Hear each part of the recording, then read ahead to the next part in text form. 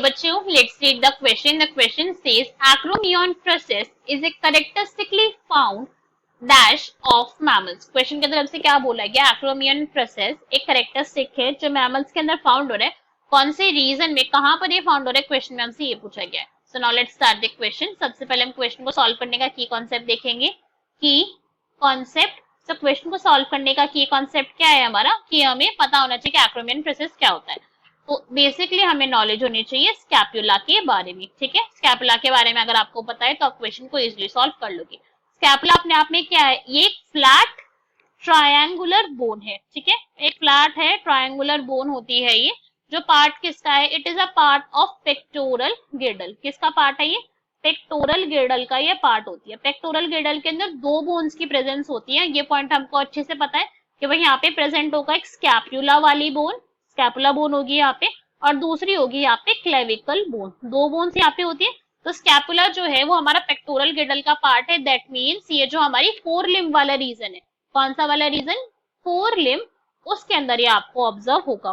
तो acromion process जो है वो स्कैपुला का ही एक पार्ट होता है. ठीक है, बिकॉज क्वेश्चन के जन्म से उसके बारे में पूछा गया था ना, इस पॉइंट से हमें भटकना नहीं है. तो एक्रोमियन जो प्रोसेस होता है वो क्या है? बेसिकली स्कैपुला का एक्सटेंडेड रीजन है, थोड़ा सा निकला हुआ पार्ट बोल सकते हैं आप उसको. वहां से वो पार्ट थोड़ा सा एक्सटेंड सा हो गया है, एक्सटेंडेड है ये रीजन स्कैपुला का. तो अब इसको हम एक डायग्राम के थ्रू देख के समझने की कोशिश करते हैं. तो हम यहाँ पे स्कैपुला का डायग्राम देख रहा है. ये पूरी की पूरी हमें स्कैपुला की बोन है, ट्राइंगुलर है शेप के अंदर, फ्लैट बोन है, दिख रही है हमें साफ साफ. कहीं से भी आपको इसके अंदर कर्व या फिर उभार नहीं दिख रहा होगा. फ्लैट बोन है, ये ट्राइंगुलर शेप के अंदर है. तो ये जो आपको ये एक्सटेंडेड पोर्शन दिख रहा है, इसी को हम कहते हैं एक्रोमियन प्रोसेस. ठीक है, इसी को एक्रोमियन प्रोसेस कहा जाता है. तो क्वेश्चन के अंदर हमसे इसी के बारे में पूछा जाता है कि भाई एक्रोमियन प्रोसेस कैरेक्टरिस्टिकली फाउंड है, कहाँ पर फाउंड होता है मैमल्स के केस के अंदर. तो हमारे ऑप्शन रीड करते हैं. ए में हमें गिवन है पेक्टोरल गिर्डल, तो ये इसका करेक्ट आंसर हो गया, बिकॉज पेक्टोरल गिर्डल के अंदर स्कैपुला प्रेजेंट और स्कैपुला के अंदर एक्रोमियन प्रोसेस होता है.